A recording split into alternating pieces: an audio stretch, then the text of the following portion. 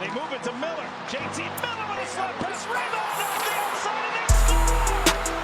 It's Brock Besser. DK Metcalf, he's got it. Touchdown! Seahawks! Launches one. Deep left field and gone. Curry slammed on the brakes. Oh my goodness! Curry! Hello, everyone. Welcome back to another episode of Live for Sports. My name, as always, Nathan Bailey, joined, as always, by Mr. Joseph Augusti. Wednesday afternoon. Joseph, how are we doing today? Doing pretty good, Nathan. Eventful week in the sports world. Very, very eventful. I kind of just want to get right into it because we got a lot to talk about. We're going to talk about the Oilers Canucks on Saturday because my Canucks destroyed the living fuck out of Joseph Oilers. Just kidding. What do you mean? Okay. I'm kidding. Yeah. But we'll touch on that. And then the aftermath of that game and stuff. Going to touch on the JT Miller trade rumors again because it's picking up and it sounds close-ish. Then we'll move to the NFL, talk about the divisional games, pick our championship round teams, and then two coaching hires, Ben Johnson to the Bears, Aaron Glenn to the Jets. And then I have a surprise topic I'm going to bring up quickly at the end for Joseph, but then we go to the MLB. We got fucked over by Roki Sasaki, like always. Goes to the Dodgers. We'll talk about that. And the Dodgers just picking up anyone else because they can, and for whatever reason, it makes no sense. But then the Jays turned around and signed Santander. Yay. We did something. Woo. And then we'll touch on the Hall of Fame class quickly, too, because that got announced yesterday, I believe it was. Yeah. And then just quickly touch on the NBA because we got a lot of other shit we got to talk about in this episode. So, Miller saga or the suspensions first in that game? Let's do the suspension first. Okay. You go ahead. Okay. So what I'm going to do here, Nathan, is I'm going to list some facts, and then you're going to agree or disagree. Okay? Objective fact number 1. Connor Garland should have been called for at least one infraction on that play. Fact, but can I intervene? You sure? The Canucks never touched the puck. The whistle shouldn't have been blown. Doesn't matter. Call the rule book. Yes, I would say call a penalty, but the whistle doesn't go. Like the Canucks don't touch the puck. You can't call the whistle. I understand at that point. Yeah. But if they call the penalty, the likelihood of a melee afterwards declines 80%. Not saying it doesn't happen. It might still happen. But Connor Garland committed at least one, maybe two. They're not going to call two on the play, obviously. But if you go by letter of the law, he held McDavid. It's just true. It's just true. Okay. Objective fact number 2. This year, for whatever reason, Connor McDavid isn't drawing as many penalties as he should. I think he's like 47th in the league, which is too low for a player of his caliber. I know in the past he usually draws more, but this year, objective fact, he should be drawing more. Agree? Sure. Okay. Objective fact number 3. It is never okay to cross-check someone in the head. 100% agree. Yes. Now, this is a personal opinion. Because of the precedent the NHL set a few years ago with Austin Matthews, this should have been a 2-game suspension. It's almost the same play. Are you aware of which one I'm talking about? Yeah, the Darlene one in the outdoor game? It's almost the exact same play. Initially, I thought it was just going to be a fine, and then I slept on it. I let my emotions get the best of me that night a little bit, I'll admit. My favorite player. It's a suspension. You can't do that. Okay? The Myers one is worse, I think. I think that's true. Yeah. Now, if I was king of the NHL, I would give Myers 3 and McDavid 2. It pisses me off that people are like, oh, he's a repeat offender. His first suspension was 6 years ago. Was it 6 years ago or was it 4? 2019. Oh. February. God, that feels so... Because I remember old. it. I remember it clearly, and like he deserved that one. But something I was actually corrected on Twitter by this the other day. I thought once 18 months pass, you're no longer a repeat offender. That actually isn't true. Apparently, that's just in terms of like the fines you get. Once 18 months pass, they can't use your repeat offender status in terms of what kind of fines you get in like escalators and all that stuff. Once you have a suspension, I guess you're a repeat offender for all history. I don't know, but. My problem is, Nathan, if Wes McCauley and Chris Lee, the two referees on the ice, call the damn rule book as they're supposed to, this doesn't happen. It was just a stupid play by a whole bunch of players. Connor Garland, after the game, in the scrum, and I'm not blaming him. He made a smart play objectively because he knows the refs aren't going to call. He said, "Yep, I held him. I cheated. I did that."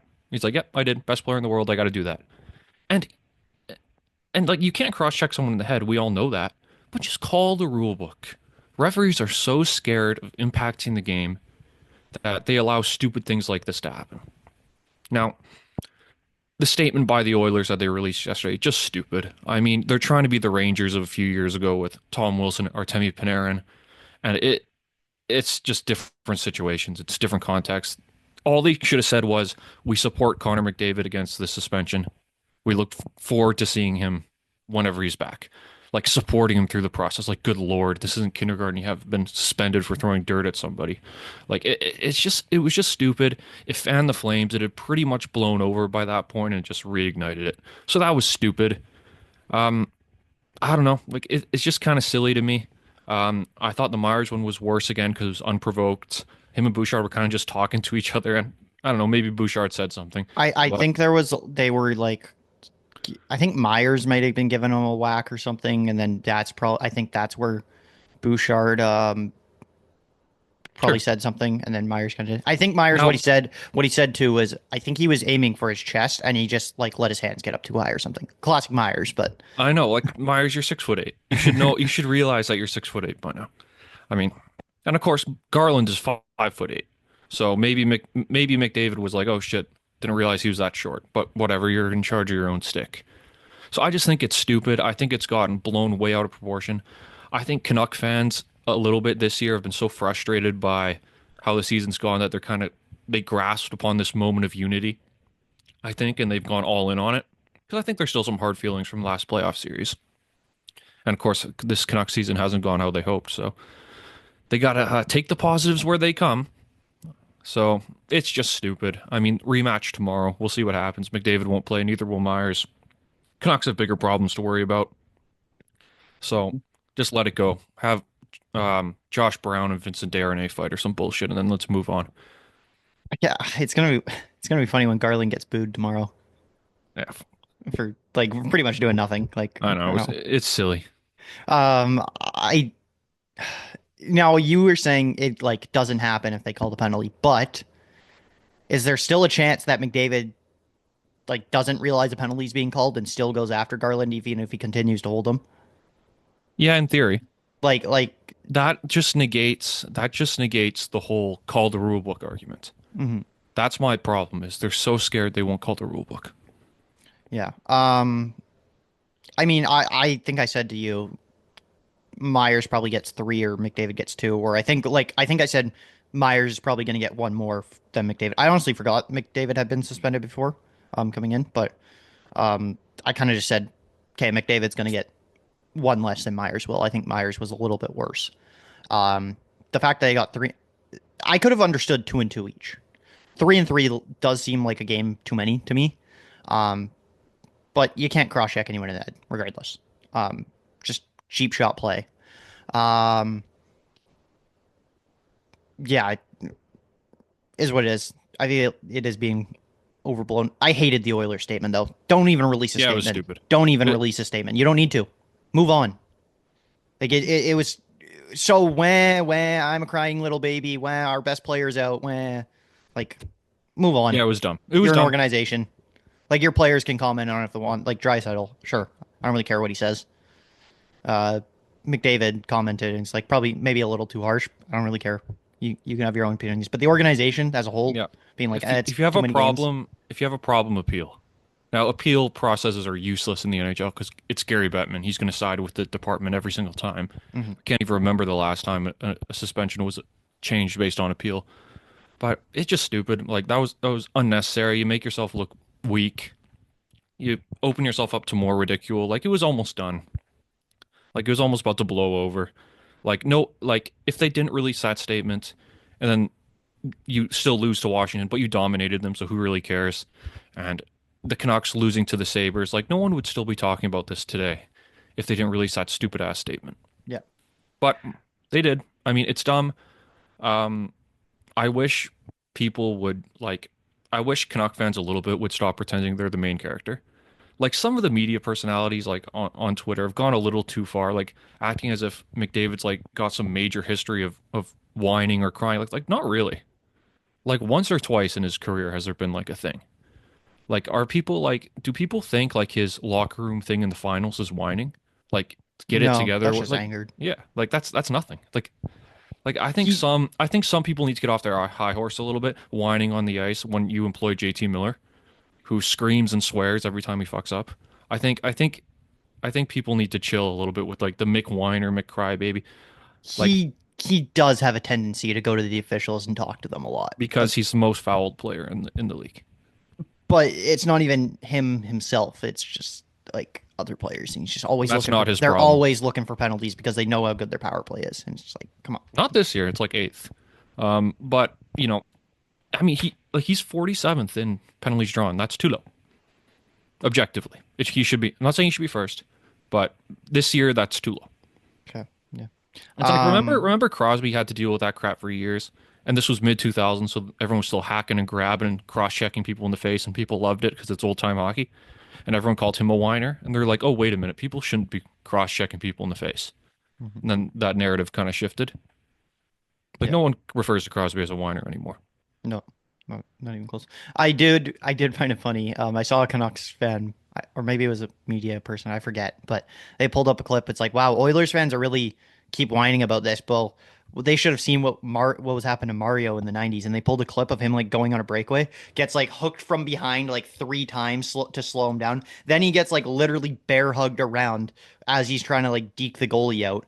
And I don't think a penalty was called at all. It was just funny. Like the fact that they didn't do anything. But yeah, as well as 3 games each. They've each sat out. Did the Oilers play last night? Yeah, they did, right? Yeah, they lost to Washington 3-2. Yeah, so But they each sat doubled out them a in game. shots, so you know, like they both lost. I'll take losing to Washington. They're really good. Logan Thompson looks really good. Yep. Nice one, Don Sweeney. Yep. I think we agreed on Joseph last week that if the Canucks lose 2 of their next 3 games, we would have a conversation about them. They have lost 2 of their last 3 games, but I think we have to push that conversation back because we have to talk about JT Miller and his trade rumors and stuff right now. Yeah, this is ridiculous. I mean, now it's the Vancouver media pisses me off so much. Like you have your best season objectively in almost 15 years, and 1/2 season of mediocrity. It's all coming crashing down because you know, last year we've talked about this before. They shot the lights out. Their shooting percentage was unsustainable. It was going to regress to some level. Probably wasn't expecting it to regress to this level, but when you're playing Phil DiGiuseppe in your lineup consistently, that stuff tends to happen. Like their depth has fallen off a cliff. Last year they had usable depth, but I this feel year like the depth is the only thing keeping them afloat this year. can't be playing Sasson, DiGiuseppe, other what's his name, Ratu when he was there, Baines. Like they got useful depth last year. This year it's just been all right. I wouldn't put it anywhere above average. I feel like those guys like rotate in and out though. That's the thing. They're not Yeah, all in the also- lineup at once. Also, let's not underestimate the impact Dakota Joshua had last year. Shooting 20%, being physical, being good defensively. He's barely played this year. It's not his fault.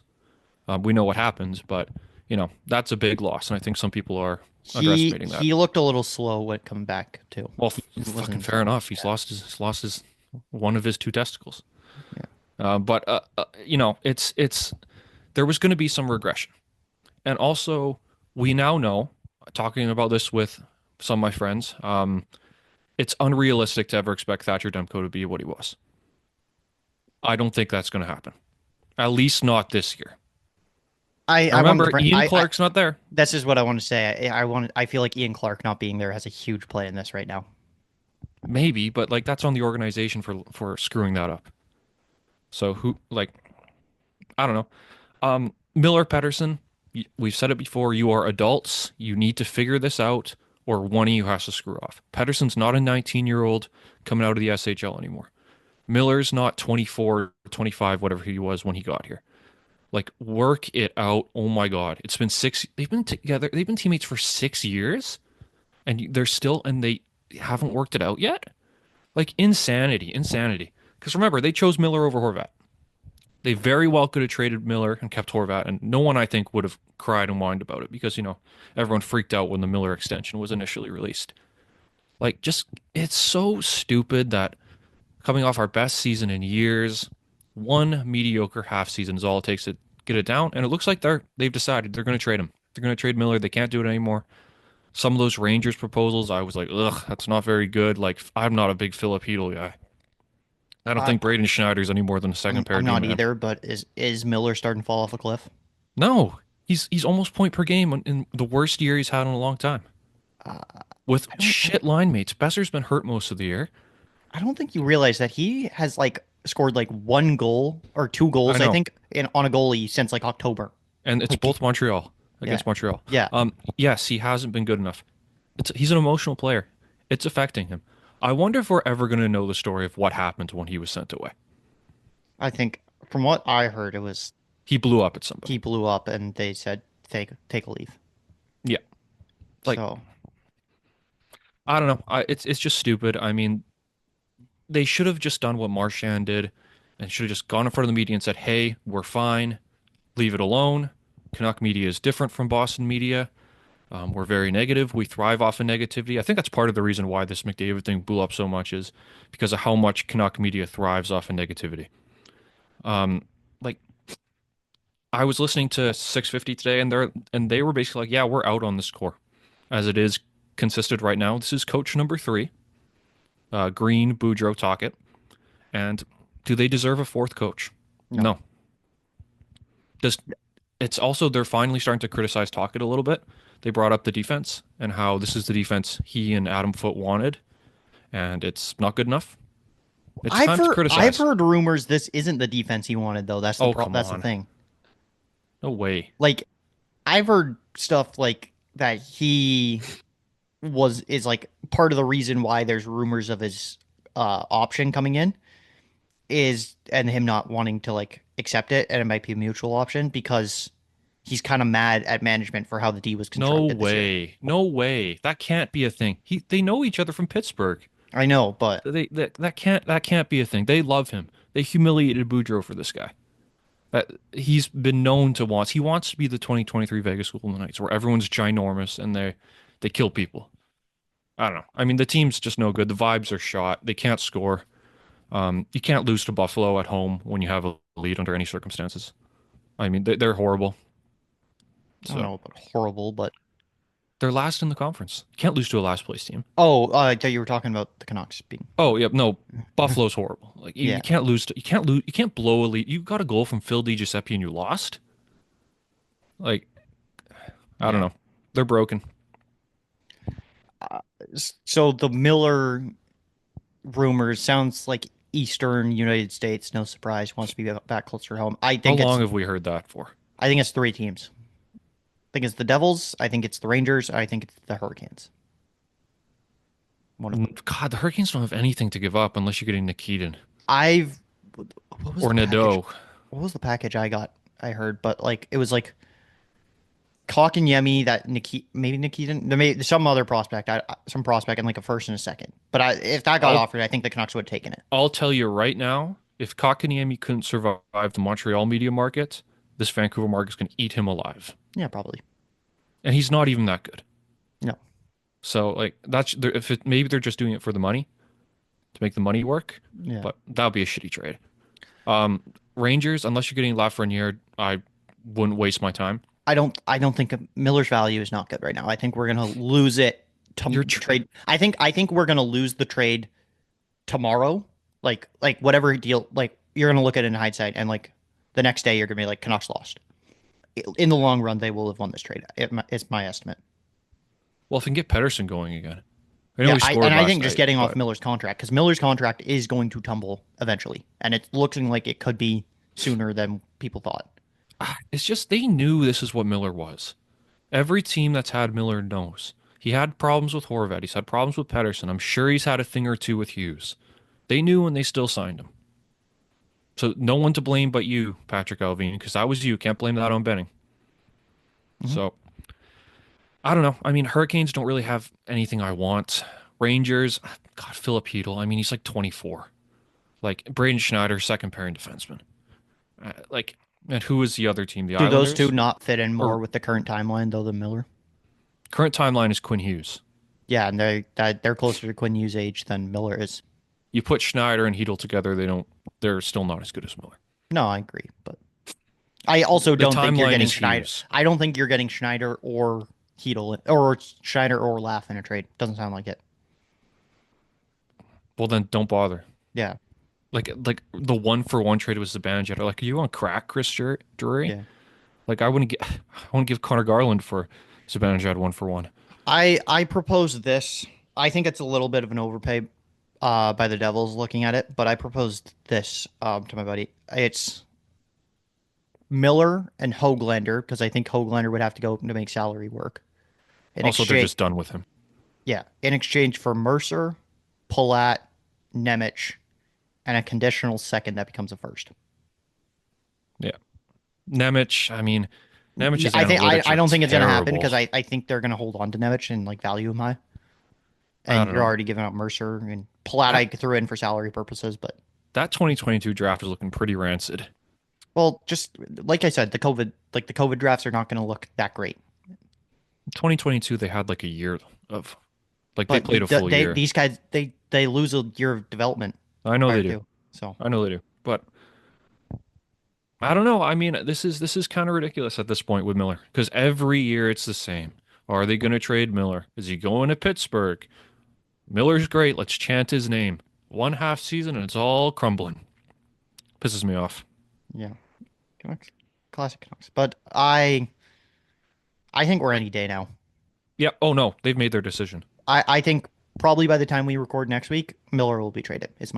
Stupid. I mean, I'm gonna stamp that. Yeah. For all of Miller's faults, when the going gets tough, or not when the going gets tough, when there's big games, he shows up. I said it a few times. I know Pettersson was injured. I know that. I know he had his knee tendonitis or whatever.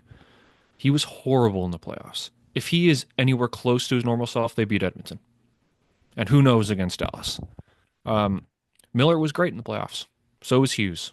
Besser was great. Pettersson was a ghost. He did nothing. Even Elias Lindholm was good in the playoffs. And he was shit for most of his tenure with the Canucks.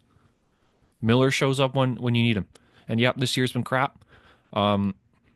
They should have addressed this shit when the rift, when it started years ago. Because if you've let it fester, then that's on management and the coaching staff. I thought the whole point of Rick Tocchet was that he would get up in players' face in a way Boudreaux wouldn't.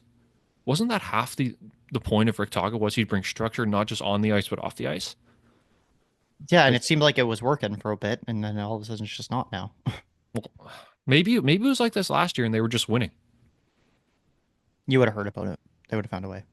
I don't know. I mean, it's ridiculous. I mean, the season's done. Punt. I They're lucky that the West is so shit. And that had, Calgary's one of the teams in the mix because they're going to fall off. you would think. I had something to say about this, and I completely am blanking on it right now. Shit. Yeah, I don't know. Oh well, fuck. I'll maybe think of it later. You want to move on, NFL? Yeah, I think we're just about ready for that. Okay. Divisional recap.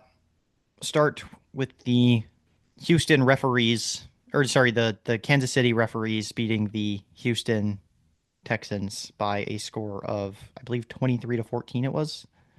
Yeah. Yes, with That was right about what I expected it to be. I think Yeah, I predicted like 20-17 or something like that. Yep, something like that. You watched this game, you said, right? I watched much of it. Yeah, I didn't get the I opportunity to saw watch, but all the penalties, and I was like the one where Mahomes slid, and they called roughing the pass. I'm like, fuck, they're totally gonna. it wasn't roughing the passer, it was unnecessary roughness. Okay, whatever, same thing. I was like, God damn, they're totally gonna call that. If I guarantee you, if that is Matt Schaub, that's not getting called. Matt Schaub reference in 2025. But I mean, the Texans weren't great. Let's not mince words. Like, you can't miss that extra point. They weren't great, but God, Mahomes got a lot of help from the refs. Like, it was some of those calls were both rough, the roughing the passer and the unnecessary roughness ridiculous. The flop he did, like he should have got unsportsmanlike conduct for that. That was ridiculous. Even Chris Collingsworth and their rules analysis the broadcast had, and they glazed Mahomes to no end. They were like, yeah, they're in no way, shape, or form is that a penalty. And that's how you know, right? Texans, I mean, they could have played better. They got a bright future, but you got to bring your A game. You can't allow any bullshit to happen in Chiefs games because Mahomes will do his shit. Like that Kelsey touchdown, he's running around like a maniac and he's falling over and he finds Kelsey wide open in the end zone, which is crazy because Kelsey can't move anymore. He's so slow, but he just finds a way to get open. So I'm praying to the good Lord Jesus that, or whoever you pray to, that Josh Allen saves us. I did find it. I think I heard from like the ex VP of officials. That one Collier I think you're talking about. He said it was a penalty. He would have called it. He's a runner. You still hit him in the head. They hit each other in the head. The two defenders hit each other in the head. They grazed him. They hardly touched him. They still like lead with like the helmet and make contact with it. I agree. It was kind of weak, and I think it was Mahomes sliding too late. Yep. But okay, so we'll give them a mulligan on that one then. The roughing the passer one, no chance in hell is that a penalty. Was this the one where he stepped out of bounds? No, It was like he was in the pocket and he got hit, and like it was just a violent hit. It was clean. It just he went down really hard, and they called it. This is what happens with like I've said this before. If you get the Mahomes, Kelsey, Swift in the Super Bowl, that's an added $1 billion. Probably. Yeah. Or in that ballpark. So I'm not saying it's rigged. It's not rigged. We all know it isn't. It's too big to rig. But you can't tell me that there isn't a different rule book for the Chiefs at times. Sure. Yeah. But whatever. God, please. Like they are so vulnerable, the Chiefs, and teams just can't take advantage of it. Pisses me off. Do you happen to know who's reffing the AFC Championship game? I don't know any of the refs personally. Neither do I really, but it's that like one white guy that like is always reffing Chiefs games. I think you know. Great. You would is it Wes know McCauley? I think you would know who it is if I like showed you the like if yeah probably like, you can probably think of him as I describing. Does he have a southern drawl? I can't tell. Doesn't sound. Maybe. Yeah. Refs, God, refs get too much hate. It's a hard job. I couldn't do it, certainly. They're so frustrating sometimes. Yep. That's Commanders, sports. I called it. Yep. Wrong again for me. 45-31 shootout. I said they were winning a shootout. What was it? A shootout. Was it 45-31? Yep. I got it right here. Huh. Oh yeah, I'm thinking okay. Because I got my scores mixed up. I was thinking that last Rams drive where Stafford missed that last pass, and I was like, oh yeah, they needed to score and get a onside kick. So okay, that might be it for Stafford. Well, we're in the wrong game now, buddy. We're talking Commanders Lions. I'm losing my mind. I'm losing my mind. You're a game ahead. I'm losing my mind. I'm going insane. Yeah, Jayden Daniels, really, really, really, really, really good. Yeah, he is like 5 days younger than me. Kill me. Wow. Or maybe a month. I don't know. But is he really that old as a rookie? You fucking asshole. No, like he's like I think he's like January. Wow, he's 24. That's crazy. Yeah. Because remember when like NFL QB rookies would come in at like age 22, and they'd all be a bust. Outside of like 3 of them. Well, because they get played too early and too much. They got to sit. Exactly. Well, Daniels played right away, but he's older. Yeah. Future. He's one of the futures of the league. Because they aren't, like, in terms of weapons they have for him, they have a few. But, it's not nothing special. It isn't prime Patriots. It's not Tyreek Hill. Like, Terry McLaurin's great, and I like Terry McLaurin. But other than that, kind of ho-hum. Yeah. So, it's Terry McLaurin. Like their weapons go from like Terry. Oh my God. God damn it! Jimmy Butler got suspended again. For what? Being just a prick? He missed a team flight Wednesday. God, he's such an asshole. He's not good enough to be pulling this shit anymore. He's such a prick. Anyways, yeah, their weapons are like Terry McLaurin, very good, very underrated. Then he goes to like De'Ami Brown, Brian Robinson's like an okay running back. Zach Ertz is kind of old and washed now, but he's their tight end. Austin Eckler is the backup running back, although he's going to revive his career a little bit. Everyone kind of thought he was done, but he's actually like pretty good Yeah. this year. But they just find a way to make it work. I don't know. Maybe it's Cliff Kingsbury. Maybe we got to give him more credit because Maybe it was just Arizona. maybe it's just Kyler Murray being too small to work his system. I don't know. Maybe Kyler Yeah. was the problem. But told you though, Lions defensive injuries had to catch up to them at some point, and my God, did it ever there. Yeah. Because they couldn't stop them for shit. Nope. And Goff had a mediocre game. Yes, then You can live with one of them. Goff can be mid, and the defense has to be good if Goff is mid. And the defense was bad, and Goff was mid. So that was it. also Dan Campbell did Dan Campbell things in the playoffs, and of course it backfired. Why are we throwing a Jameson Williams pass in the fourth quarter? I know. Like that was just idiotic. Well, it just wasn't there. Like, if you're Jameson Williams, I know you're not a quarterback. You got to huck that into the stands. I don't think he's even like attempted a pass this year. Yes, well, sometimes it works, sometimes it doesn't. You live by the sword, you die by the sword. Jameson Williams has got to be smarter there. That was like triple coverage. Don't throw it. Sometimes play designs don't work. Throw it away. Or just run. You're fast. See if you can get a couple yards out of it. He has never attempted an NFL pass until that moment. And you call it in the fourth quarter in a playoff game when you're losing. They like to smell their own shit sometimes. Yeah. Dan Campbell and Ben Johnson. So We'll get into the Lions in a little bit again because we got to talk about their coordinators leaving. But Eagles Rams, there you go. Now you can talk about Right. Stafford. yes, Matt Stafford. I think he's done. I think this is it because they restructured his contract so they can cut him now, free of obligation. So he's had a great career. Got his ring. He's old. Go home, enjoy your millions. Sean McVay will find some other white quarterback that he can develop into a superstar. So, I feel like he's got another year or two. I don't know. I just get that feeling. maybe. Eagles, they're just getting away with all their bullshit this year, aren't they? I don't think they've played their A game in the playoffs yet, No. which is kind of concerning. That's concerning. Yeah. Yeah, so I know they're your pick, but they got to pick it up a little bit, I think. Otherwise, Sirianni's going to get hung by the fans. I think they're definitely the favorites going in against the Commanders. Jalen Hurts is really good. I'd be very disappointed if it's a Chiefs-Eagles rematch, just on a personal level. Two teams I don't want to win. The thing that's really concerns me, Jalen Hurts has not been that good at throwing the football this year. Yeah. And Jalen Hurts hurt his knee that game. Yeah, so he can't run. They couldn't even do a tush push with him. They didn't want to attempt it. I was saying, Unideal. like, they were on the one and they just didn't do it. I'm like, why don't you just like tush push with Saquon? Yeah. And I think they went for it on fourth and they were about to, and then they took a false start penalty and had to kick a field goal. Unfortunate.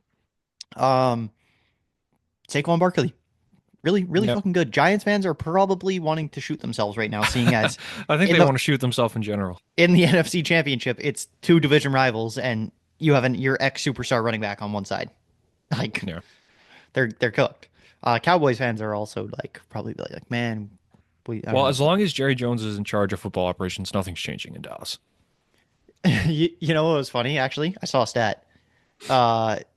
Now since 2000, every NFC team has made an NFC championship, but the Dallas Cowboys, despite that all is the times funny. they've been in the playoffs. Now that is cinema. Yeah, so Good. Yeah. But yeah, I mean, Giants, God, what a horrible owner. Whatever their guy, both New York teams have terrible ownerships. So, how sad. Oh yeah, I'm a little. I don't know. Like, I could really see the Commanders winning this game again. So could I. They're Come back riding the wave. But we'll get Got a into that in a quarterback. sec because Bills Ravens, classic, I would call it. Yeah, I saw the first half. I think I saw Yeah. the second half. That's funny.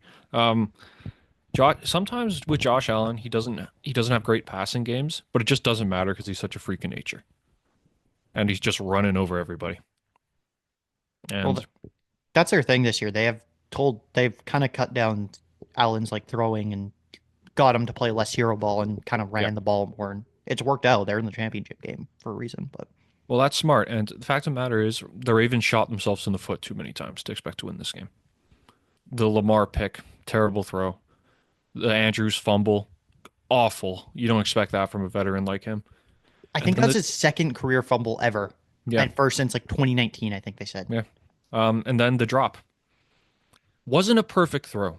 One thing I noticed people are just saying, like, Lamar, you got to hit him in the chest. It was right around his belt. Ideally, you hit him in the chest. Got to catch that. Under no circumstances can that be dropped. I think the throw was fine. Underrated aspect, the snowman. No, not on that play. Yeah. There's no defenders around him. The ball is still slick. Man, there's nobody around him. You're facing the ball, so it's not like you're at an odd angle. You have time. He didn't throw a howitzer. You got to catch it. No, I agree, but like you saw it in even the game before. Both were snow games. The Eagles a little bit more, but like the snow plays a part. You can't hang on to the ball as well. Yeah, I guess so. But I mean, but yeah, Andrews got to have that. The throw was fine though by Lamar. You can't blame that on him. I'm not blaming it on Lamar. I'm saying it wasn't perfect. It was fine. It was fine. It was catchable. That's all you can ask of him. It's like in the 85th percentile. Yeah, exactly. Good throw on Lamar, I would call it. Sure. Could have been a little better, but it's not his fault. Yeah. The interception was his fault. But other than that, people are like starting a conversation. Oh, is Lamar a choke artist? Yada, yada, yada. He's like 1-4 in these games now. Not yet. He hasn't had a true stinker of a game just yet. It's 3-5 in the playoffs all time now, I believe it is. Yeah. And 1-4 in like the championship game or whatever. Or the divisional round. Yep, that would be accurate. Yep. So he's got to pick it up a bit. He hasn't had a true carry his team to victory in a while. We were all cheering for him last year against the Chiefs, but that didn't happen. They're going to have to reload a bit for next year. I think they need another receiver. Well, they were without Zay Flowers, too. Yep, I know. That's... Isaiah Likely, I think, is now your number one tight end. He had a really nice year. He's younger. Do you really think they're getting rid of Andrews? Not necessarily. I think he's going to be the backup next year, though. I think Likely's ready to be the number one. Maybe. Why do I feel like Likely's a free agent? No, isn't he young? Like, kind of, but let's see. Can't be older than like 26, 27. Where's their... Oh, here we go. Isaiah Likely is 24. He was a 2022 draft pick. 2022. Yeah, he's young, so he should have... So he probably has another year before he's a free agent. Okay. Yeah. Third-year player. Yeah, I mean, it's funny, though, because like I said last week, whoever won that game, the loser is cheering for that team who beat them in the next round because neither of them want to see the Chiefs win. Yeah. That's for sure. Well, we're all cheering for the Bills. Fuck, I was for a second gonna not cheer for the Bills. I know you weren't. But I've switched my mind. I've changed minds. TikTok has changed my mind. All the TikToks I'm seeing of like the Save Us Josh Allen memes and the Obi-Wan Darth Vader meme that came back again. So that has changed my mind. I'm back on the Bills. Although I picked this is their best chance. I picked the Chiefs to win though still. This is their best chance. The Chiefs are the most vulnerable they've ever been in the Mahomes era, I think. I think last year they were probably more vulnerable, but they never got the chance to take them out. So this is their year. I think Josh Allen's never been better.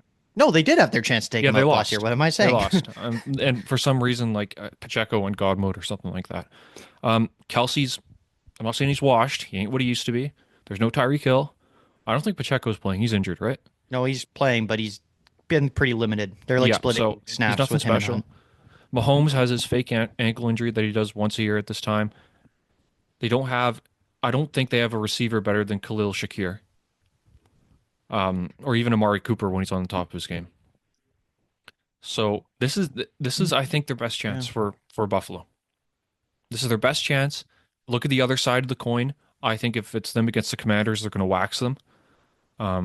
Eagles will be closer probably. This is their best chance to win a Super Bowl in the Josh Allen era.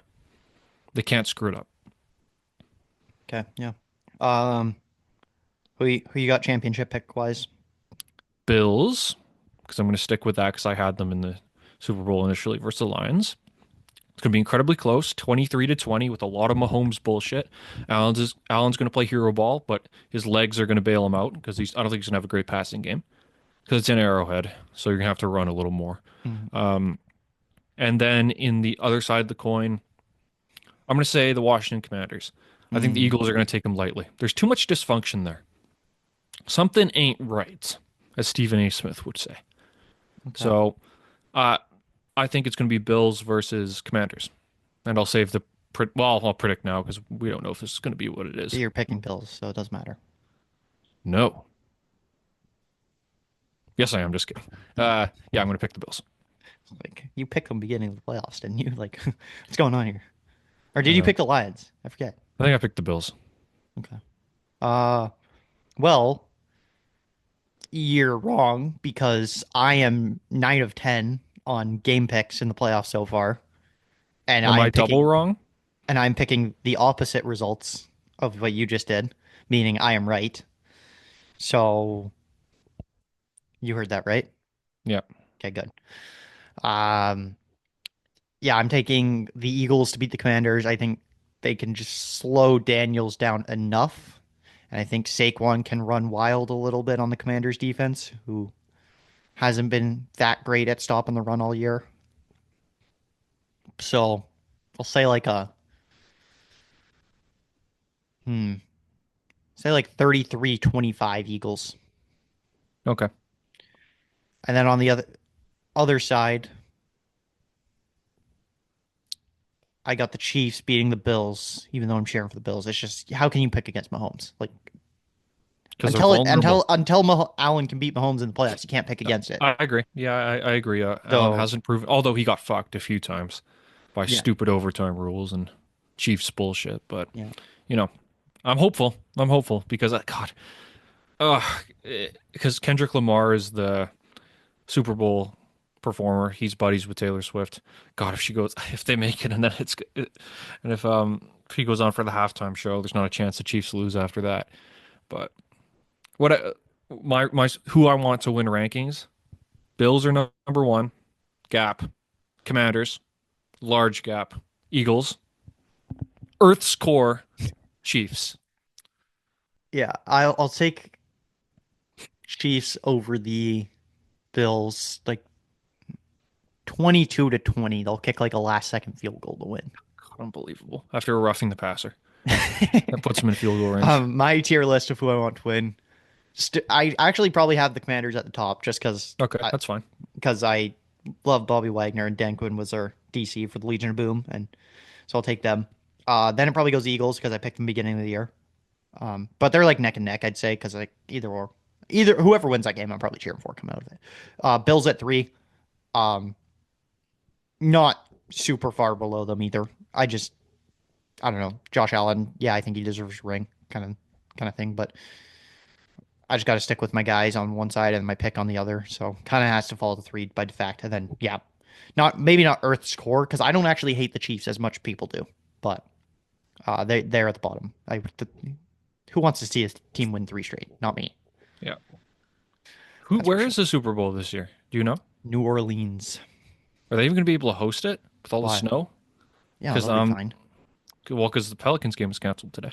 They'll be fine. It's in like 3 weeks. Yeah, that's how you know the world's ending is there's snow in New Orleans. Yeah, wait. I'm like, they're way down south. How do they have snow? And it's in Florida too. Like, oh boy, we're fucked. Anyway. Ben Johnson to the Bears. I believe you picked this. I did. Did you say Lee or who's the I thought you picked Joe Brady originally. Maybe beginning of the year you did. Or like, maybe. I knew it would be a white offensive coordinator. Yeah. But who they love. I knew they would put a defensive guy or an offensive guy with Williams. It would be No. silly not to. I don't hate it. It's a good move. He's been thought of for a while. You either needed a offensive coordinator like Ben Johnson. Like the only I would have said Ben Johnson, or you get a culture guy. Yeah. So you get Ben Johnson, cool. Fine. Well, maybe he can bring Dan Campbell culture over there. That I feel like Aaron Glenn's more of that kind of role, like that culture guy, more than Johnson is, though. Johnson kind of just seems like a nerd. Like, so Maybe that'll sorry, work. like he just seems like a football nerd, whereas like he's not really going to be like a culture setter kind of thing. But maybe maybe I'm wrong. Who knows? Maybe. Yeah, good hire. I mean, it was kind of crazy how he chose it 2 days after they lost.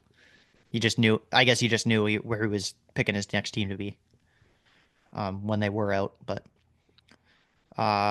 Caleb will probably get saved now if he can rebuild the O line a little bit. And I do want to say, I think they're going to draft Ashton Genty.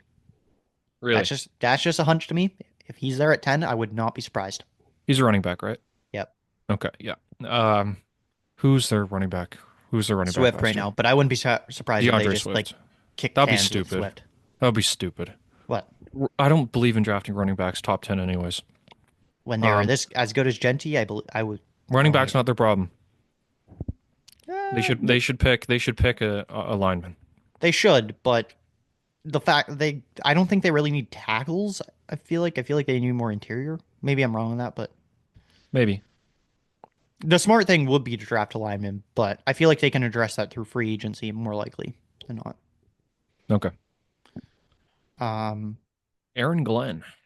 yes, Aaron Glenn to the Jets. That got announced today. So the Lions lose both coordinators. Are the Not a Lions- big deal. I don't think it's a big deal. I think it's a big deal. I still think they're a playoff team next year, but they're going to lose some games. Well, yeah. Not going to go undefeated. No, they might drop to like a 10-11 win team next year. I Maybe. don't think that's that hot to say. Because We'll see. coaching, I mean- I'm starting to learn coaching is so important in football. In the NFL, it's the most important of the four. Yeah. By far. Because they're calling every play. Yeah. Right. So it's gonna hurt them a bit. I don't think they're gonna crash to the bottom of the division.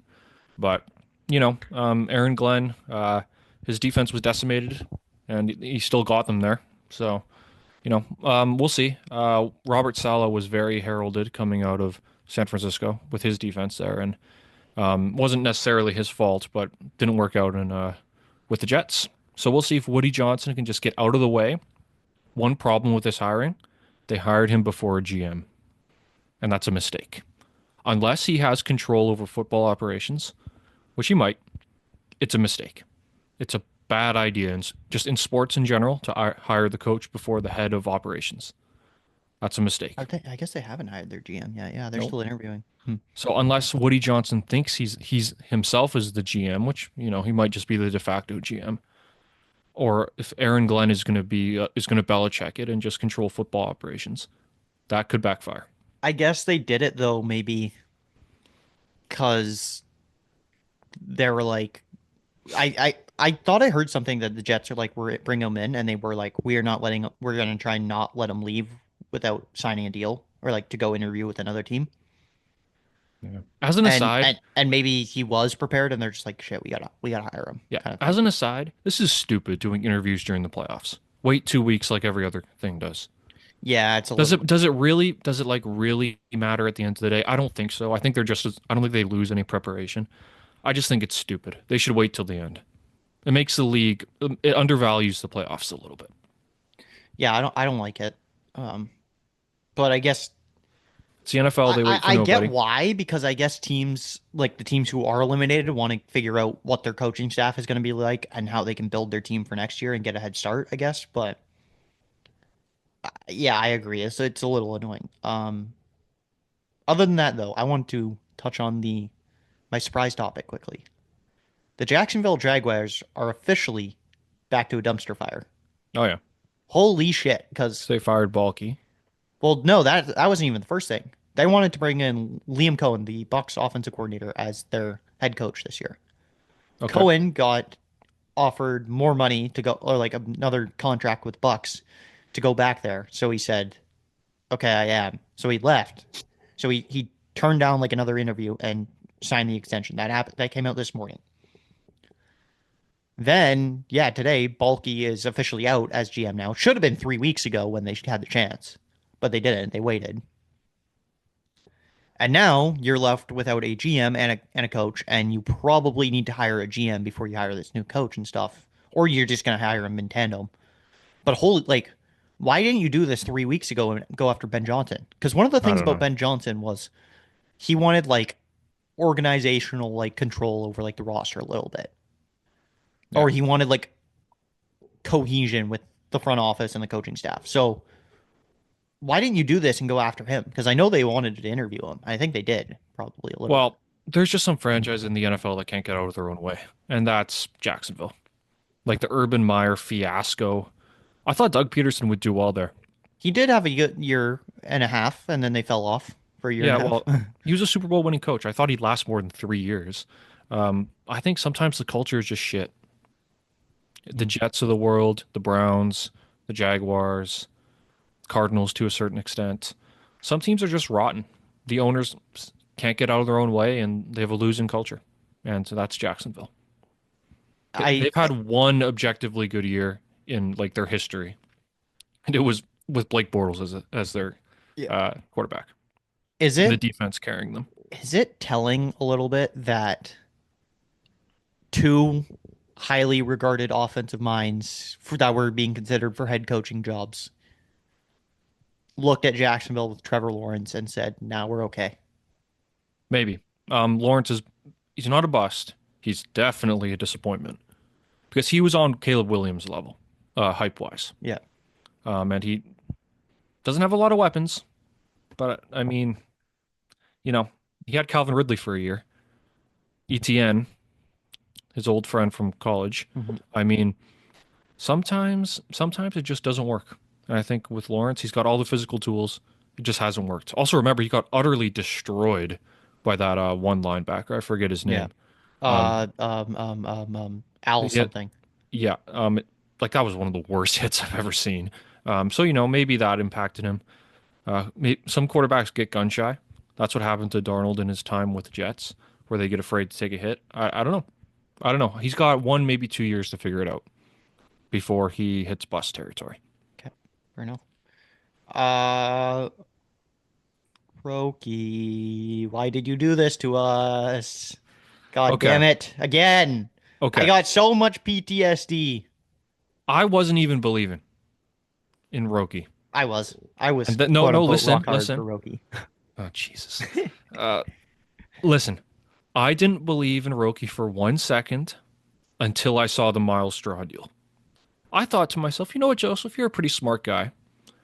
It's a fair assumption to think that they would not trade for this god-awful player who can't hit for shit and his contract, which is terrible, unless they had assurances that Roki Sasaki was going to be a Blue Jay. You know what? Ross Atkins, he's made a lot of dumb moves, but he's not a complete idiot. He must have some kind of assurance, right?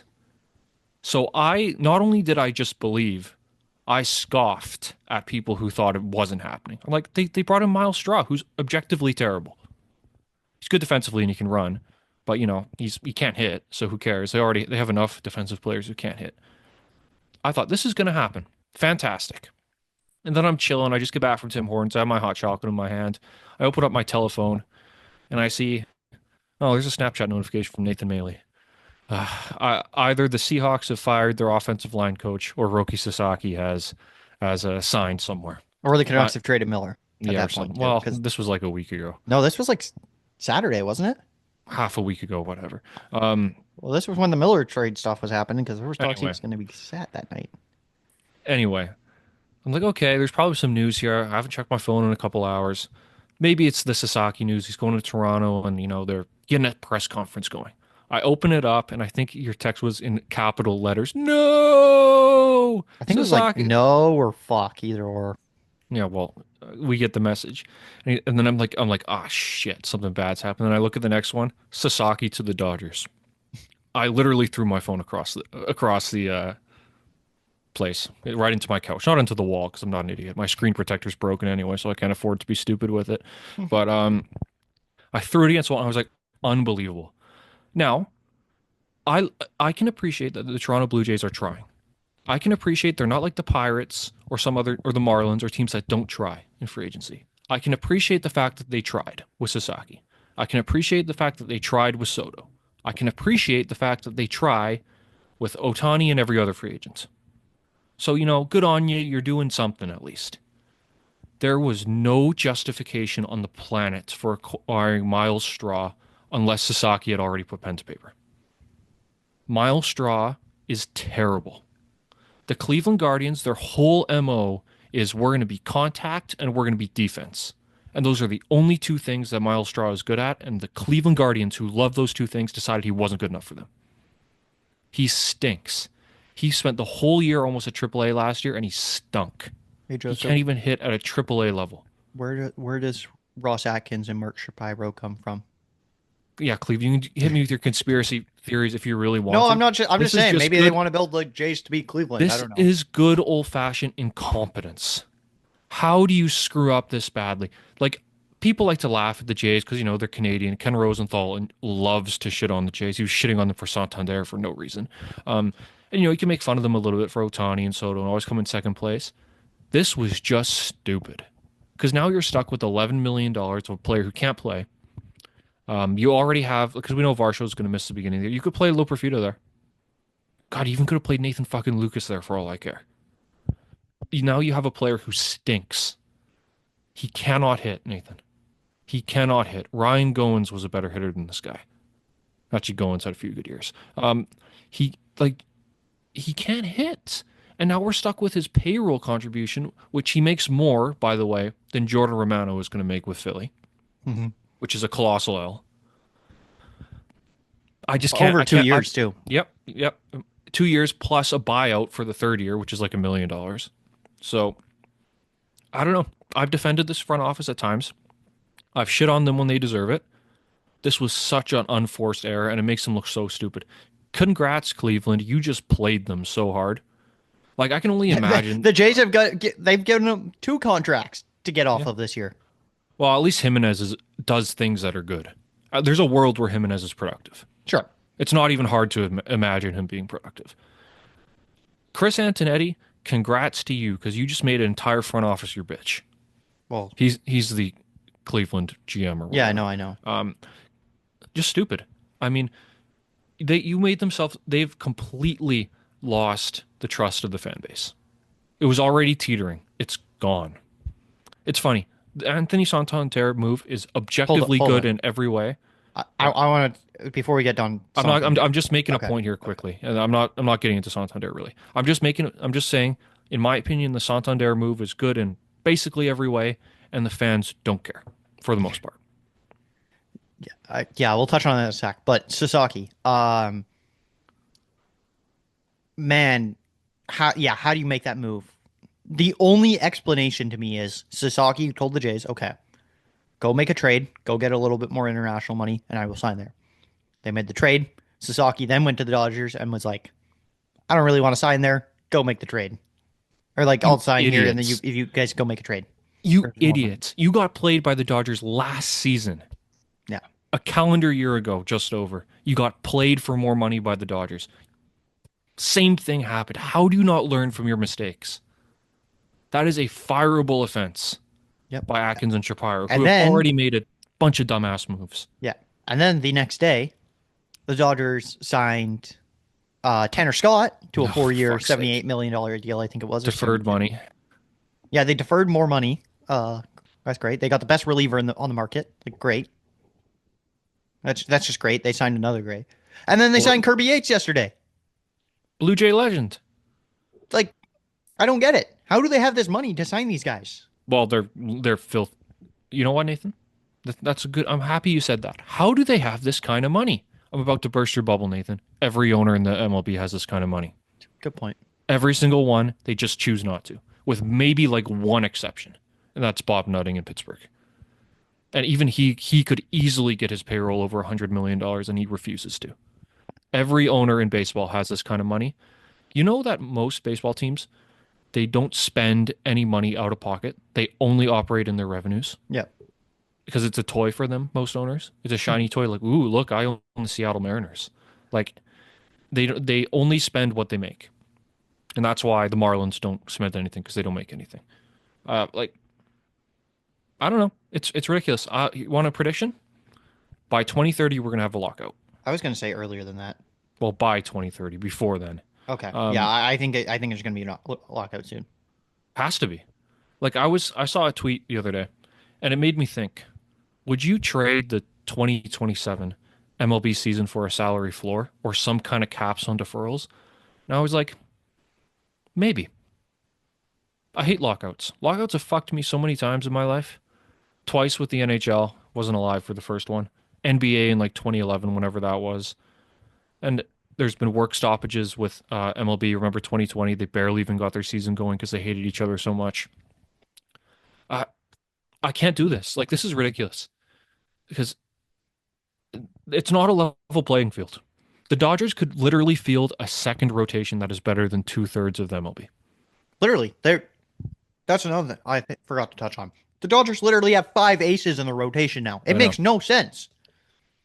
Now, They could one of those 5 could win Cy Young with ease. and 2 of those 5 could get Tommy John, so you never know. But that's why they play the games. But there's got to be some kind of cap on deferrals. There's got to be a salary floor. You should be able to trade draft picks, not just compensatory picks. We got to do something here with baseball because my interest is waning, and I love baseball. Baseball was the sport I love to play. It's the sport outside of hockey, it's the one I like to watch the most. I can't get into it right now. You're not one of the only ones because like the people I've talked to who are like baseball fans that I know, they're just like, dude, like This is stupid. it's stupid. I'm losing interest because the Dodgers and Yankees are just gonna win every year. Not even the Yankees. Like it's one team. Can you imagine if the Dodgers signed Soto? Yeah, then no one would play this year. No one should play this year. It's not even barring some cataclysmic injury luck. The Dodgers are going to walk to the World Series. Look at their rotation. Look at their lineup. It's insane. So out of those Fucking 5, Red Joseph, Sox with Mookie Betts. You idiots. Out of those 5, who gets sat come playoff time? Okay, well, let's just go through them. Ohtani, Yamamoto, Sasaki, Glasnow and Snell. Snell, yeah. Probably Snell because he can't pitch more than 5 innings. They probably use him as a long relief. I think they might just do Ohtani, to be honest. Let him focus on hitting. Maybe. I mean, he's one Tommy John away from never pitching again. Literally, yeah. Yeah. So I mean, He's like a shoulder injury away from never pitching again, to be honest. Which is fine. Like, not a big deal. He's a better hitter anyway. But this is insane. It's in the past year and a half, my interest in the NBA and MLB has died almost. Now, part of it's because the teams I cheer for suck. I'll admit that. Yeah. But NBA, I can't watch a game without being peppered with gambling ads. If you look at NBA courts, like I was just for fun because I have no life. I was looking at the Kawhi shot the other day, 6 years ago. There's not one ad on the court. The baseline had Toronto Raptors written on it. There's now, I counted, no less than 6 ads on the court or on the baseline in every shot, every camera shot. It's ridiculous. And I know it's a business. I know you got to make money, but that's no fun to watch. Players barely play in the NBA. It feels like I know there's no padding. I know injuries are more common there. Baseball, there's only 6 teams that can win. Manfred doesn't give a shit because as long as they're making money, which he is, I'm frustrated. I'm not having fun as a baseball fan. And I haven't had fun watching baseball in a while. And that's what sports is supposed to be. They're supposed to be fun. I know I could have a worse. I could be a Marlin fan. I could be, well, I don't even want to say I could be a Pirate fan because they have so many good young players that are going to stay. Because I was reading a Scott Mitchell article where he basically outlines that there's a 0% chance Bo Bichette comes back next year. I know it could be worse. I'm thankful that we have ownership that spends some level of money. I know they got like a $240 million payroll, which is something to be celebrated. They're going higher than that this year, it sounds like. They better. They may go into like the 3rd tax threshold, it sounds like. Yeah, but my final point on the Dodgers and Ohtani and Sasaki, it's not fun. to have a team sign everybody. I'm not advocating for a salary cap. I think the luxury tax system as a whole works. There's only 2 or 3 teams that blow past it, and it's the Mets, Yankees, and Dodgers for the most part, like the third threshold. There's got to be a floor. There's got to be, some punishment for deferrals. You have to be able to trade draft picks. There's got to be some kind of change here, and if it costs us half a season, so be it. Because this is no fun. Well, you did say there shouldn't be deferrals, but the Jays also did defer Anthony Cap on Santander. one player. Mhm. One. Yeah, And it's Anthony Santander, who we all think is a good player. He is not a superstar. no, I agree. One player. Yeah, I like the Santander signing. We can move into that now. Too bad it means nothing because the Dodgers have won the next 5 World Series. Yeah. Like that's what I was saying. Like good signing, but doesn't matter. I think it's a great signing. I was advocating for this all winter, and the money isn't ridiculous, and they need a left fielder so badly, and it seems like Santander has a pretty cool personality. God, they need power. I mean, good Lord. 44 home runs, sign me up. We talk about how great Vlad's season was. He only hit 30. Give me some power. Yeah, I think his numbers were like, what, 44, 38, 31 the past, like, and 3 yeah, years he or only something? hit 232. Who gives a shit? I don't care. Hit He's balls. 40 home runs. Give me 40. Hit Give me tanks, 35. I don't like you. Yeah, give me 35. I don't care if you're only a 2.5 WAR player because your defense is bad. We got enough defense. If we have Varsho in center, we can live with Santander in left because I think he will play left field. Mhm. I just don't care. I like the thing is, okay, good. We're not going to finish last in the division now because I think they're now probably better than Tampa. Yeah, Tampa's going to with more. bullshit their way to another. They don't winning have a season. home stadium. I don't know how they're going to overcome that. Like they needed this. They needed it. I don't care how much money it cost them. They could not go into next season with their biggest acquisition being Andres Jimenez and Jeff Hoffman. And there's a chance Hoffman's arm blows up before the season even starts. So, or his shoulder, that is. They needed this move. They need some power. I was reading last year the cleanup hitters on the Blue Jays because Vlad typically hits third. They hit like 225 with 12 home runs. Not good enough. They've not had a proper cleanup hitter in a long time. Probably since Edwin. Well, I'm trying to think of what their 2021 lineup was typically. Springer, Bichette, Springer, Bichette. Guerrero. No, wasn't Semien third and then Guerrero fourth? Or am I tripping? No. It was because Semien was second, Bichette was third. Or maybe it was the other way around. Yeah, something like that. But that's balance. That's protection in the lineup. Vlad had no protection in the lineup because nobody outside of him was a great hitter. So just give me 35 home runs. I don't care if your defense sucks. I don't care if you strike out 170 times. Please give me 35 home runs. That's all I need. I love that. Jimenez, if you can give me 15, that would be great. I love that he's a switch hitter too. Yeah, I don't know why. I don't know why I love switch hitters. Who else was a switch hitter that they signed? Kendrys beating him? Morales. Yes.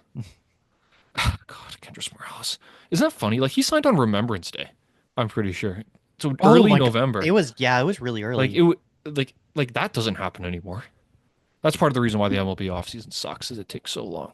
Mhm. That's something else I'd like to get I'd like them to fix. Do it in stages. But yeah, a signing they needed to make. And they also it's something that soothes the fans a little bit because it's objectively a good signing. They need one more bat, one more arm, and then I'll be happy. Yeah, I think if they go out and so the rumors right now are like Alonso or Profar. Okay. Now, that's and then interesting. the pitching one I'm hearing is Max Scherzer. That'd be cool. If he's healthy, that'd be fun. That could be fun. It's not going to be 2019 Scherzer, but it would be cool. I think it's going to, or Quintana I've heard thrown around a lot. I wouldn't mind that. And there was one more name I believe was getting thrown around, but I can't remember who. But I think if they can go out and sign, like, I guess Bregman's still in there too, but I don't think they're going to go dish out a long contract anymore. No, I think Bregman's out. I think they like Barger at third. Yeah, unless Bregman wants to sign like a 3-year deal with opt-outs, then I don't think he's coming to Toronto. Yeah, I think that ship has sailed. Alonso would be great. The thing is with Alonso, are you prepared for Vlad to play third? I think you could DH Alonso. Well, yeah, like a couple. Okay, are you prepared for his primary position to be third base? I don't think his primary position would be like I think Alonso would mainly DH, and then when somebody needs a day off, it's like Vlad goes over to third, Alonso's in at first base. Well, Santander's going to have to DH every now and again. And So we know Springer can't stay healthy unless he DHs. mhm. So the thing with Alonso, he's going to have to play in the field. They're going to have to rotate. Their DH spot is the point. If they Yeah. sign Alonso, they're less inclined to do that. Profar. You sign Profar. Where is he going to play? Probably left. Santander's in left. Santander Are you could prepared for him DH. to DH 80% of the time? Yeah, they I could don't know. rotate. Him and Springer could rotate. I don't know. Yeah, that's true. Springer, because Santander can play right. So, I don't know. I need one more signing. That's my point. Because And then, yeah, if they can go out and get like an Alonso, I'll say Quintana because I feel like they need a lefty in the rotation. Yeah. Yeah, they don't have one. No, you have Well, to think about that for a sec, but I'm they still operating on the assumption Bassett's gone. And that's taking some, or that he's I not don't going think to it's- last this season. I don't. Yeah, fair enough. I think he's staying to start the year at this point. But, Yeah. and He then needs to shut up, personally, Bassett. He's pissed me off a few times with his whining. Anyway, that's besides the point. If they can go out and maybe get one more bullpen arm too, I might be all the way back in on this team. I don't know if I can be all the way back in. They were I'm- so bad last year. I might be all the way back in if they can get those. I need three another arms. bat, maybe Yeah. two. Probably. because- I think if they got Alonso, I'm Well, you see, they signed a few players today. catcher. Christian Bethencourt and Richard Lovelady. Lovelady's bullpen depth, whatever. He might pitch a couple innings this year. Bethencourt's going to be the backup catcher because he's got a really strong arm and he isn't utterly useless with the bat. Mhm. And we know they need someone to cover for Kirk. Because speaking of DH, Kirk's got a DH at least once a week, maybe twice. Mhm. It's just the way it is, Mhm. right? So they need to have some level of competence behind the plate behind Kirk. So I think that's what Bethencourt's going to be. So funny. I was so out on the Jays, and now I'm like all the way back in off one signing, even though they Well, missed it's out the on Sasaki first- too. It's the first since like last year. Who were their signings? Justin Turner, IKF. Fuck the both of them. Nothing Yeah. personal, but flops on both sides. Yeah. IKF was so much better than I could have anticipated, and it still didn't work. Year before, Brandon Belt, I was lukewarm at best. Was Chad Green last year too, or was that 2 years ago. Gotcha. But he was injured for like a big chunk of his first Yeah. year. Brandon Belt, I wasn't feeling it. And then he was okay, and then horrible in the playoffs. Oh, they signed Bassett that year too. Yeah, and he's been fine, more or less. And then Gosman a year before that, and Semyon, which was one of the best free agent signings of this decade. Of course, they lost him afterwards, but this is the first signing that I'm really excited about in a while. Yeah, Like, fair. really excited about. Because I think get- he's going to fit in very 'Cause, well. yeah, what's the last one you were excited about? Probably like really excited about Springer. I felt good about Semyon. Okay, just the 1 year thing, kind of. Yeah, I I liked actually wasn't Semyon. like in on Simeon. Like I was just like, why are we signing him? We got Bichette because I know he was a shortstop. No, Well, there's also the Chapman trade. I thought Chapman would be so much better as a Blue Jay. He was fine in his first year, but God, that one I can't blame the front office for. At least they tried, and I wouldn't have given him that contract. So we'll see with the Blue Jays. quickly touch on the NBA and then wrap up. Well, there's this Butler shit now, right? Like, I like Well, Jimmy yeah. Butler. He's a good player. There have been times in his career where I think he's been in the right, like Minnesota back in the day. I think he was in the right, so that was a shitty team around him Okay, with but no heart. I'm gonna cut you off. John Heyman said there's a decent chance that Scherzer's gonna end up in Toronto. That might be Heyman propaganda, but It's 95% of what Heyman says is propaganda. He's a Boris guy. Anyway, that would be nice. What was I saying? Jimmy Butler. He's been right in the past. There's been teammates that have been shit, that have had no heart. He carried Miami to 2 finals. He's acting like a twat here. You're not worth 50 million. You're not worth 40 million, even in my opinion. Cut the shit. Be a man. Get to practice. Play until they trade you, because he's being ridiculous at this point. I have no sympathy for him whatsoever. sorry, I'm just reading Twitter stuff because I was trying to find anything. But apparently, Talkit might have ripped into the Cox. Good. You can't lose to Buffalo. No, yeah. Um. So yeah, but I kind of zoned out what you were saying about Butler, but hopefully this ends soon Well, the for my point is that fantasy he's team. he's 5 years ago Butler could get away with this shit because he was good. Can't shoot. You're 35. You're not a number one anymore. Like, cut the shit, man. For the sake of You're my a borderline. fantasy, You're not even like a de facto Hall of Famer in for my the sake opinion. of my fantasy team, get traded, please. I mean, God, like he's just such like this is ridiculous. Like this is the Miami Heat. Didn't you go there because of their culture, and now you're being a spaz? Just bugs me. No, he probably went there for the beaches and palm trees. Yep. But are we destined for OKC and the Cavs in the finals right now? Because nobody's beating God, them. you know how much Adam Silver would cry if that was the matchup. Yeah, it wouldn't be great for him. It would be terrible. That's literally the worst case scenario. Two small markets with a No, I Canadian would as the best say player. Charlotte Utah versus would be New worse. Orleans would be the worst. You got LaMelo Ball. But in terms of markets, we're talking. Yeah. Sure, LaMelo's there, but like that's Yes.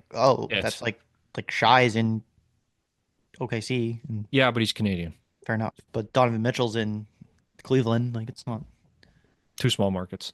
I mean, that'd be kind of cool though, because I know Donovan Mitchell a couple years ago was like, "Yeah, probably not going to stay in Cleveland," and then he did.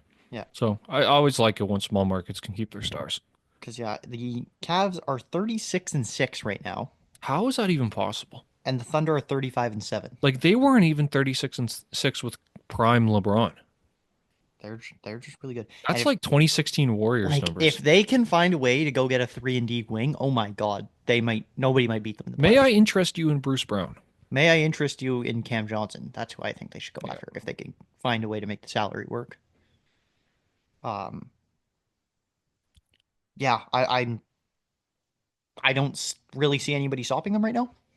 Maybe the Yeah. Celtics turn up in playoffs, but I can't watch the Celtics play. Chuck a three, chuck a three, chuck a three, chuck a three.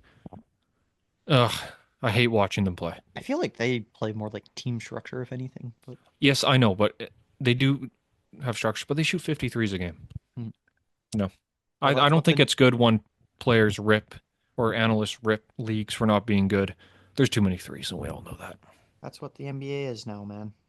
Yep. Damn you, Steph. Welcome to it. Yep, it's all Steph's fault. It's kind of funny how either them or the Suns look like they might miss the play-in right now. Screw the Suns. I Suns hope miss the, it. I hope the Spurs get in the play-in. Obviously, Yeah, you don't your mind. goat. No, it would be good for I- basketball if Wemby's in the play-in. You can't disagree. Of course it would. Yeah. I hate the plan anyways, but I don't want them to fall off so Chris Paul can get traded to a team that can win. Where do you where is he even gonna get traded? I don't know. Maybe he can be a backup point guard for OKC. Again? Hey, he was good there. Yeah, I one feel year. like they just like, well, we're good. We got enough guys. Yeah. But I don't know. NBA's on the back burner for me. yeah, it is for me too. I just wanted to like. It just seems like that way because I keep looking at the Cavs record and like if there was a time they were on pace to like beat the all-time wins record. I don't think they're on pace now. Well, it's what 73-9, right? 7-3-9. Yeah. So- So no, they're not going to beat it. They're not going to beat that. What are they on pace for now? That they're I don't know what they're on pace Oh, for. they're but- just they're on pace for like they played 42 games, so about 10 or 11 losses, 12 losses, whatever. Yeah. I wonder what did they win their when they lose the last. So Thunder. So yeah, they're about on pace for 12 losses. So 70-12. Yeah. Like and then the Thunder are right behind them, probably at like 68 wins and 14 losses. Yeah, I don't know. I don't know. We'll see. Super Bowl time. Is there going to be a week between the Super Bowl? I can never remember if that's Yeah, the case. there is. There is. Okay. Like Okay. it's Pro Bowl week and then Right. God, I hate the Pro Bowl. Yeah. Thank God there's no NHL All-Star game. Yep, we get Four Nations instead. That's You know they're having trouble selling the tickets. yeah, because they've done a job promoting it. I've thought. That's part of it, but it's like $1,000 a seat. Yeah, makes sense. Oh well. Yeah. God, please can't. I gotta look at the format of that how that works because it's different. I know, but Well, it's round robin, and then I think they play each other once. and then just it goes straight to finals. I don't know. I I think think I feel so like it does. because it's not long. I know it's a pretty quick tournament. It's only 8 days, 12th Yeah. to the 20th. Jesus. Yeah, I'm happy we're getting best on best. Um, the Olympics is better in every way, shape, and form. Oh, 100%. But you gotta do what you Even the gotta do. world, like I thought the World Cup of hockey was gimmicky and kind of stupid at times. I like the format more, Fair enough. It's just except for the 3-game final. That the was stupid as problem hell. with it too, though, is they have to incorporate it into a mid-year, I know.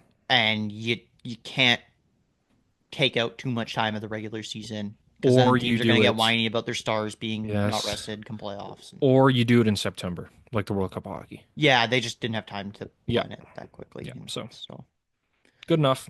I want it to happen. I'm looking forward to it. But hopefully Canada wins. I mean, their goaltending might sink them. what is this Dobesh guy Canadian? Maybe we should No, pick up him no. instead. He's got like an accent in his last. I think he's like Czech or something like Yeah, that. it sounds Czech. I was gonna say maybe we should go pick up this guy, but I guess not. Yeah. I mean, Montreal, they're coming. Looks like they might make the playoffs. Well, the East is a shit show right now. Yeah, it is. But They need to play- they're riding the vibes. If they need a playing game in the NHL, it's this year.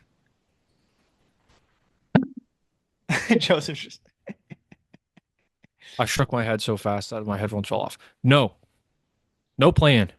why Don't not? dilute the playoffs any further. It makes games. What if it's just a one game, 8 versus 9? If they're like a couple points separating each other, then there's playing game. There's no sport worse than hockey. And well, if we get in, then who knows? Something will happen. Don't, because there's gonna be too many dumbass teams stuck in purgatory because of the play-in. I don't know. I kind of like an 8 versus 9 if they're like separated by like less than 4 points. Yeah. That's the only way I would do it. Can't be like 8 versus 9 when they're separated by like 10 points. Like, because I know. I'm trying to think, like last year in the West, wasn't it like a huge gap? I can't remember, I want to say honestly. St. Louis finished with like 93 and the rest were all like at 100 or just St. up. Louis didn't make the playoffs last year. Yeah, but like St. Louis was the last team to get. Yeah. They were the closest to, and they were Right, like right. they were like 6 or 7 points below everyone. Yeah, I don't know. I mean, I don't want to play in. I think it's a inevitability because of how much money it'll make them. Just wait till 1 year where they don't hit record revenues, because that's what's going to happen. All right. All right, wrap up everything for this week. Yeah. Okay. Next week, we'll probably talk about a JT Miller trade again because that will probably happen by then. Yep. Super Bowl preview. What kind of preview? I would almost rather save for the next week, but Okay. we can talk about the championship games. I feel like Sure. I'm sure there'll be coaching and GM hires more. Talk about that, and then maybe the Jays sign Alonso. The polar bear comes home to Oh, the yeah. Arctic. I don't know. Yep. And then maybe Scherzer. Who knows? Hopefully, there's another signing we can talk about. by God, I then. hope so. Give me spring training already. And then NBA, maybe Jimmy Butler's traded by then. We'll see. Maybe Vlad signs an extension. We'll see. I'm more optimistic now than I was 2 days ago. Okay. Maybe Santander can do some convincing to him. Yep. Let's hope. But if you got this far, appreciate you listening, and we will catch you in the next episode. So peace out. Goodbye.